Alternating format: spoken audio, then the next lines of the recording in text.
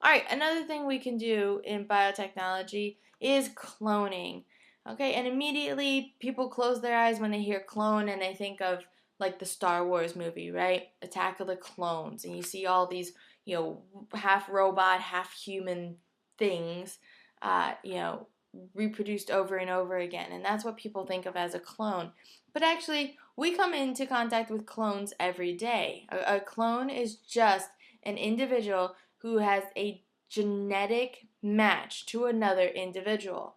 So technically, identical twins, uh, they are the same as each other, but they're not clones because what makes a clone is that all of the DNA for that individual came from a single nucleus. So we're talking about parent to offspring.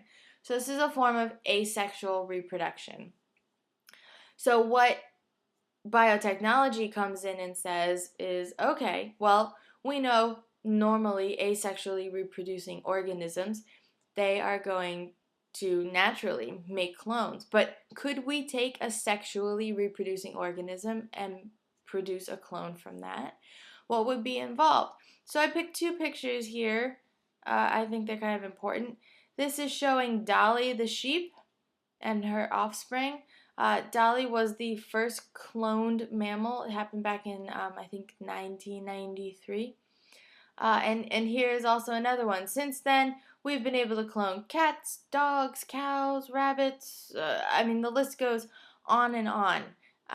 But what's most important is how do we do it? Okay. The key is that we need an egg cell, but we don't need what's inside the egg cell, we need something else. So as you know, if we're going to copy our genetic information exactly and no fertilization is occurring, that means we would need a diploid number of chromosomes. So let's take a human for example. Okay, in our egg cell, a female's egg cell, they have 23 chromosomes. If that's not going through fertilization, then that's not going to be enough genetic information to produce a new organism. But where in one person do we have a diploid number? We have it in our body cells. And so what we're going to do, these are the key steps, okay? We're going to remove an egg cell from the person's body, or the sheep's body, I should say, and we're going to discard the nucleus. So here's an egg cell, and the dark in the middle there, that's the nucleus. We're going to get rid of it because that nucleus is 1N. Let me put that in here.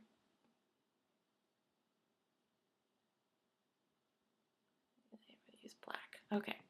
So this nucleus represents N, right? So that's not going to give us enough chromosomes. So we're going to get rid of it. Instead, we're then going to remove another cell. Okay, this is coming from a body cell. And this nucleus is 2N. Okay, so that is our diploid number. So we're going to take the diploid nucleus and put it into the empty egg cell. So immediately what we have here is we have the formation of a zygote. Okay, and once you have a zygote, you then are able to start forming an embryo because the cells are going to start dividing. We're going to implant that embryo into a surrogate, which is another female that is going to carry the embryo to full term, and it's going to develop into its own individual. The diagram on the next page I actually like a lot better, so take a look at this. Here's what happened, okay? So tissue cell donor meaning body cell. So what we're going to do here, we're going to take those body cells, remove the nucleus. So this is just the nucleus that we're interested in.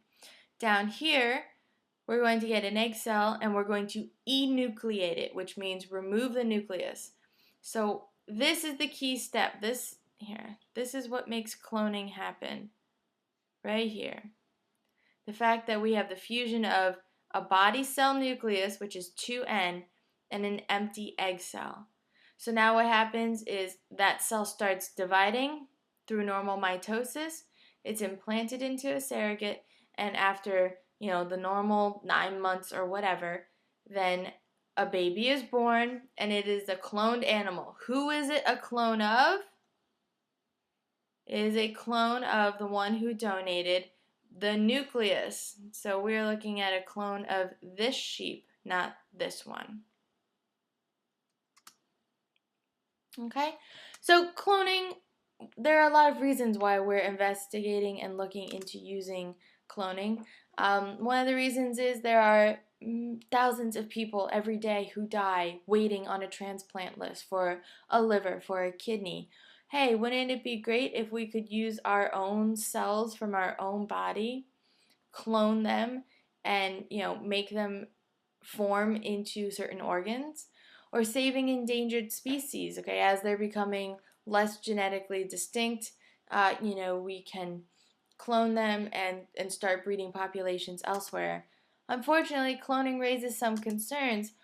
um, it took a number of tries to get Dolly to be produced. And in addition to that, what they found out is that the offspring that Dolly had after that were imperfect. She actually died at a very young age, and her offspring died very young as well. So in this picture here, this is another failed example.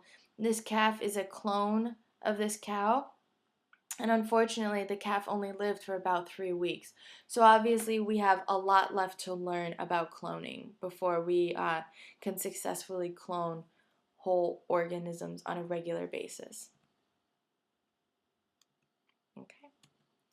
The last thing that we're going to be able to do here is that we are going to insert genes from one organism into another organism. So this sort of goes back to that cartoon that we started with. This is known as recombinant DNA. So recombinant meaning to recombine.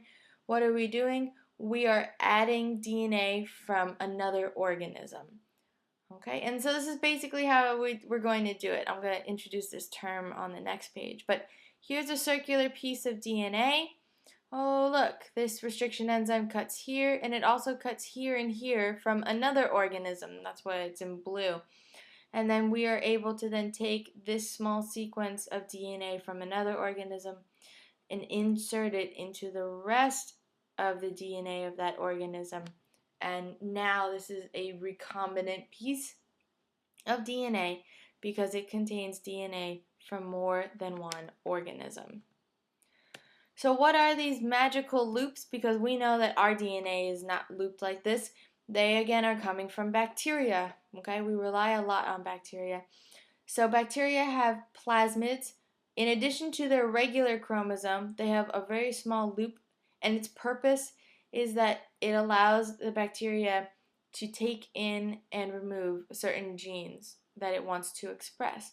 So we use restriction enzymes to cut and paste and make the plasmid contain the genes that we're most interested in, and then we infect an organism with the bacteria, and that's how the genes get, the proteins are transferred for them.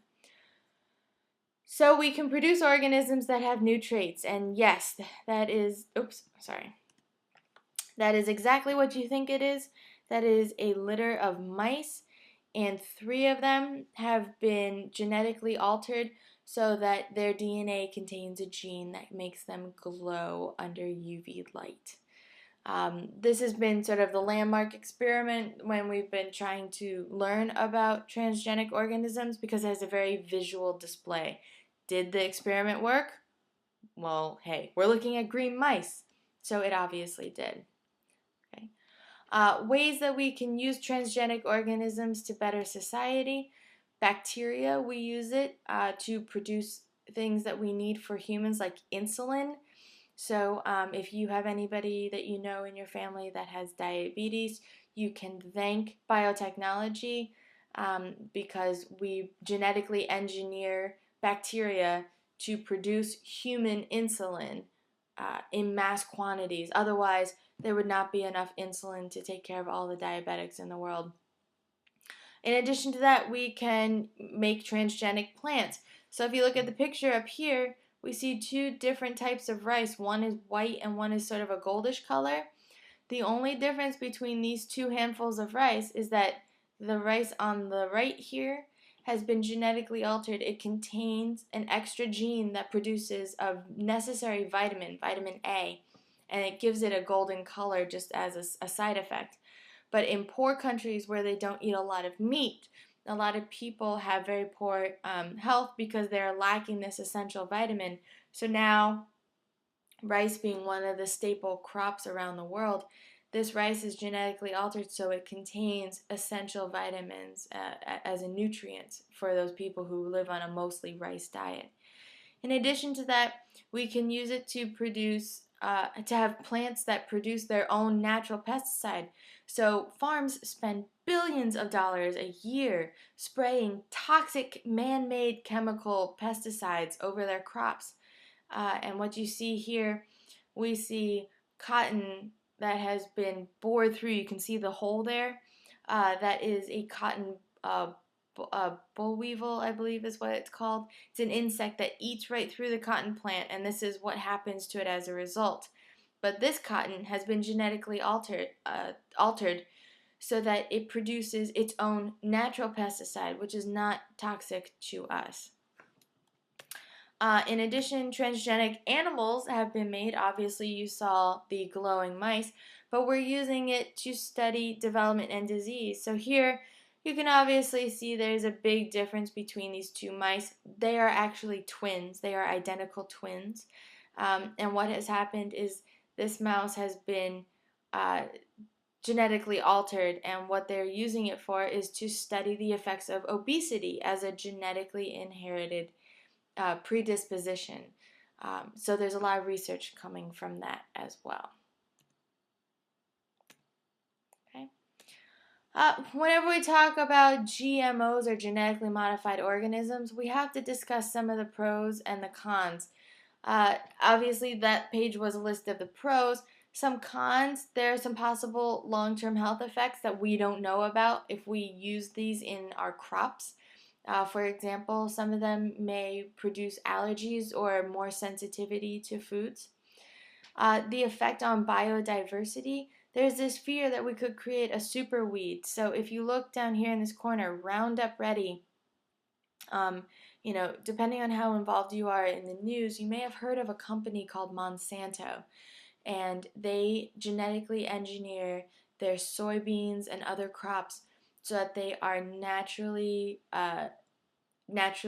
resist the pesticide use. And so what's going to happen is the fear is that it could create super weeds. Okay, organisms are constantly evolving and changing in response to pressures in the environment. And if we are creating these organisms, these crops that produce the same chemicals sort of as Roundup, and weeds get hip to that or are able to evolve because of that, we could create a super weed or a super pest. In other words, an organism that has mutated in such a way that it could outcompete similar species and could completely obliterate other species. But take a close look, because there's genetic modification in your food, whether you know it or not. For most people, if you eat something as simple as tortilla corn chips, I guarantee you that the corn found in anything but purely organic corn chips, it will be made with genetic modification, as indicated down here with these tomatoes. So a really neat field of biotechnology. I know this ran long, I'm sorry. But if this has piqued your interest, then I highly suggest taking the elective for biotechnology. I hear you have a great teacher. I'm just joking. It's the course that I run. It's 9 weeks. We go into this. We do all the labs that I make reference to, and even more than that. Okay, so that is the end of the lecture here. If you have any questions, please make sure that you go back to the objectives, review the material, and as always, email me if you have any questions.